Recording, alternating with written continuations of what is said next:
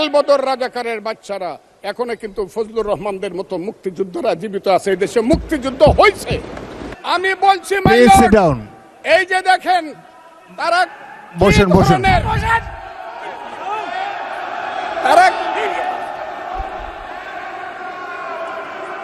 তারা কি ধরনের আচরণ করছে। আচ্ছা আজকে তাদেরকে মাননীয় সদস্যবৃন্দ একটু মনোযোগ দিয়ে আমার কথাটি শোনার চেষ্টা করুন। সেই যুদ্ধ, যে যুদ্ধে সারা পৃথিবী জড়িত ছিল, যে যুদ্ধে ইন্ডিয়া 3রা ডিসেম্বর 1971 সনে আমাদেরকে সহযোগী করার জন্য অংশগ্রহণ করেছিল এবং তার হাজার হাজার সৈন্য এই মাটিতে রক্ত দিয়ে গেছে, এবং যে ইন্ডিয়া আমাদের দেশের স্বাধীনতার জন্য বঙ্গোপসাগরে যে 7ম নৌবহর এসেছিল আমেরিকার, বিশ্বযুদ্ধের রিস্ক নিয়েছিল আমাদের জন্য। সোভিয়েত ইউনিয়নের বদস তিনটা ভেটো দিয়েছিল, তা না হলে আমাদের দেশ স্বাধীন হতো কিনা সন্দেহ ছিল। সেই মুক্তিযুদ্ধের সঙ্গে যখন 1 মাসের গণ আন্দোলনকে তুলনা করা হয়, তখন মুক্তিযুদ্ধকে ছোট করা হয়। আমি মনে মনে ভাবি হয়তোবা আমি মরে গেলেই ভালো হতো। আমি আজকে আপনাদের কাছে প্রশ্ন রাখতে চাই, 5ই আগস্টের পরে কি হলো? আমাকে একটু 5ই আগস্টের পরে কি হলো আপনারা জানেন। এইখানে ইউনূস সরকার ছিল, আমি শিল্পকলার সামনে থাকি, একটা গান হইতে পারে নাই, একটা নাটক হইতে পারে নাই, একটা লালনের গীতি হইতে পারে নাই, একটা বাউল গান হইতে পারে নাই। সব কিছু কালো শক্তি ধ্বংস করে দিয়েছিল। তারা বলেছিল কোন মুক্তিযুদ্ধ হয় নাই, 47-এর যুদ্ধ হয়েছে, আর 24-এর যুদ্ধ হয়েছে, আর 71-এ গন্ডগোল হয়েছে। সেই দিন মুক্তিযোদ্ধা হিসাবে আমি বলেছিলাম, আমি বলতে পারবো কিনা কথাটা আপনি, এই আলবদর রাজাকারের বাচ্চারা এখনো কিন্তু ফজলুর রহমানদের মতো মুক্তিযোদ্ধারা জীবিত আছে। এই দেশে মুক্তিযুদ্ধ হয়েছে, মুক্তিযুদ্ধ সত্য, 30 লক্ষ লোক জীবন দিয়েছে, এটাও সত্য। এই যুদ্ধের মধ্য দিয়ে আমরা সেদিন তাদের সঙ্গে যুদ্ধ করেছি। আমার বাড়ির সামনে মব হয়েছে আমাকে হত্যা করার জন্য। সেদিন আমি আজকের পুলিশকে ধন্যবাদ দিব, আজকের মিলিটারিকে ধন্যবাদ দিব। 10 মিনিটের মধ্যে আমার বাড়ির সামনে তারা গিয়ে উপস্থিত হয়েছে আমাকে বাঁচানোর জন্য। অনেক চক্রান্তের মধ্য দিয়ে ইলেকশন হয়েছে। সেই ইলেকশনে তারা কি করেছে, আজকে যারা আমার ডান দিকে বসে আছে তারা কি করেছে? একদিন তো আমরা ভাই ছিলাম নাকি? তারা যা করেছে সেটা কল্পনা করার মতো না। যত চক্রান্ত করেছে, সেই চক্রান্তের ভিতর দিয়ে যখন তারা প্রচার করতে শুরু করলো তারা বাংলায় 2/3 মেজরিটি পেয়ে তারা পাস করবে, আমি হতবাগা ফজলুর রহমান বলেছিলাম জামাত জোট যদি মেজরিটি পায় তাহলে আমি বিষ খাবো। এই কথাটা আমি বলেছিলাম, আমি বিষ খাবো। হ্যাঁ, কথাটা সত্য, আমি বলে যাচ্ছি।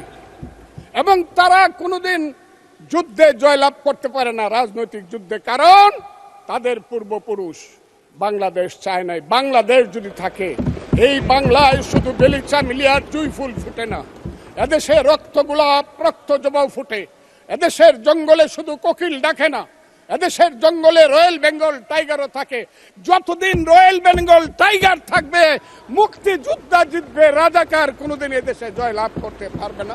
আমি চ্যালেঞ্জ করে বলে গেলাম। আমি আজকে আপনাদের সামনে আরো কিছু বলতাম, কিন্তু আমি টাইমটা দেখতেছি, আরেকটা কথা বলতে চাই।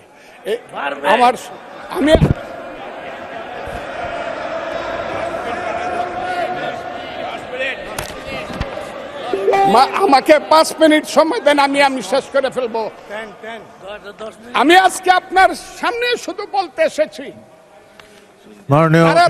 মাননীয় সদস্য, আরো 3 মিনিট দেওয়া হলো আপনাকে। আমি বলতে এসেছি, হ্যাঁ, আমার বক্তব্যের পরে বলবে আমরা কি মুক্তিযুদ্ধ করি নাই।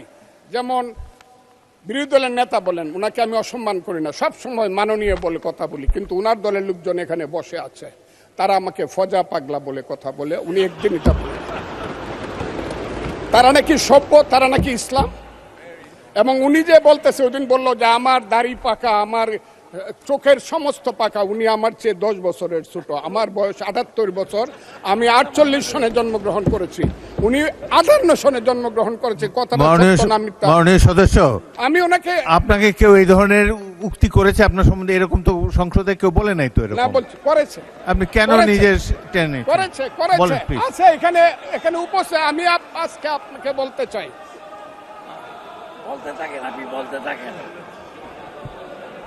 আচ্ছা আমি যে কথাটা বলতে চেয়েছিলাম, বিরোধী দলের নেতা বলেছেন উনি মুক্তিযোদ্ধা পরিবারের লোক এবং উনি শহীদ পরিবারের লোক এবং উনি জামাত ইসলাম করেন। এটা ডাবল অপরাধ। মুক্তিযোদ্ধা পরিবারের লোক কেউ জামাত করতে পারে না। আর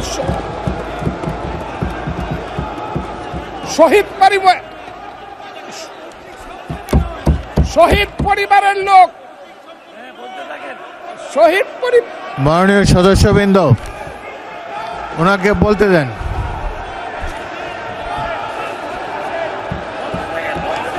শহীদ মাননীয় পরিবারের লোক, সদস্যবৃন্দ অর্ডার। শহীদ আপনারা পরিবারের শৃঙ্খলা লোক, রক্ষা করুন। কেউ জামাত মাননীয় করতে- সদস্যবৃন্দ সংসদে শৃঙ্খলা রক্ষা করুন।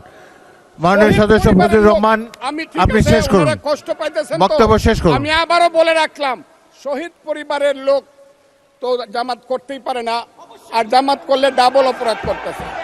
দুই, তাহলে স্বীকার,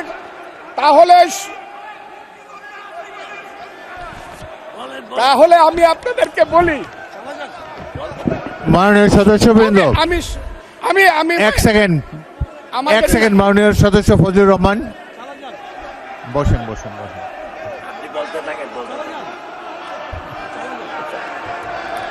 আমি আপনাদেরকে মাননীয় সদস্যবৃন্দ। প্রোটেকশন আশা করতেছি। মাননীয় সদস্যবৃন্দ ওনাদের গলা বসুন। আছে, কিন্তু আমার গলা অনেক সংসদে উঁচু গলা। শৃঙ্খলা রক্ষা করুন। আর ওনার গলা, আমি কিন্তু ওনাদেরকে খারাপ কিছু বলি নাই। বসেন। একটা স্যাম্পল। মাননীয় সদস্য ফজলুর রহমান মাননীয় সদস্য ফজলুর রহমান আপনি একটু অপেক্ষা করুন। আপনি বলতে থাকেন না। মাননীয় সদস্যবৃন্দ আমি কাজী আজকে নজরুল ইসলাম আপনাদেরকে প্লিজ সিট জিজ্ঞাসা ডাউন, করি, প্লিজ সিট ডাউন, আমি বলছি my please lord, sit down.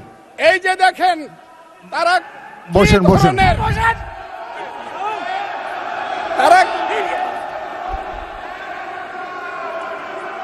তারা কি ধরনের আচরণ করছে। আচ্ছা আজকে তাদেরকে জিজ্ঞাসা মাননীয় করি, সদস্যবৃন্দ তাদেরকে আমি মাননীয় তাদের কাছে সদস্যবৃন্দ জানতে চাই, একটু মনোযোগ তাদের দিয়ে আমার পূর্বপুরুষ- কথাটি শোনার চেষ্টা করুন। বসেন, ভাইয়া।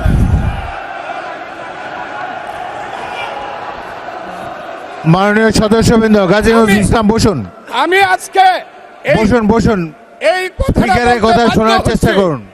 এই কথাটা মাননীয় বলতে- সদস্যবৃন্দ ওই আমার- আমি একটা কথা আজকে- আপনারা আজকে মনোযোগ বলতে দিয়ে শুনেন। বাধ্য হচ্ছি, এদের সংসদে আচরণ দেখেন, এদের প্রত্যেক সদস্যের পূর্বপুরুষরাই এক ফজলুর রহমান সময় একটু ওয়েট করেন, একটু ওয়েট আলবদর করেন। এবং রাজাকার ছিল। মাননীয় সদস্য এবং এরা ফজলুর রহমান ইউনুস ওয়েট করেন। চৌধুরীকে হত্যা করেছে, Hold on for a second. আলিম চৌধুরীকে হত্যা একটু অপেক্ষা করেছে। করুন। আমাদের নেতা জিয়াউর রহমানকে পাইলো এরা হত্যা করত 16 ডিসেম্বরের আগে। মাননীয় সদস্য ফজলুর রহমান অপেক্ষা করুন। আমার শেষ, আমাকে Hold on for 2 minutes. দেখেন ডিস্টার্ব, আমি আর তাদেরকে বল,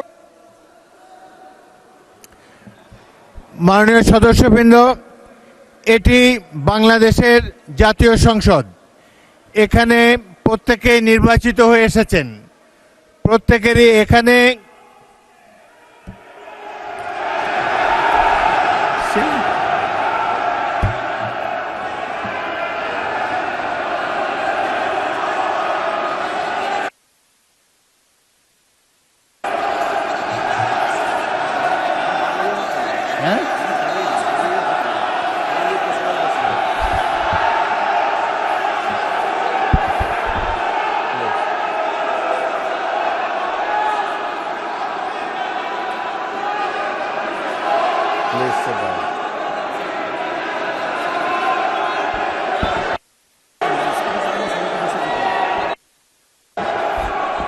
মাননীয় সদস্যবৃন্দ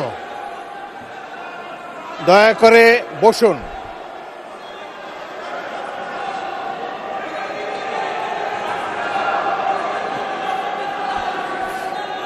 মাননীয় সদস্যবৃন্দ বসুন প্লিজ।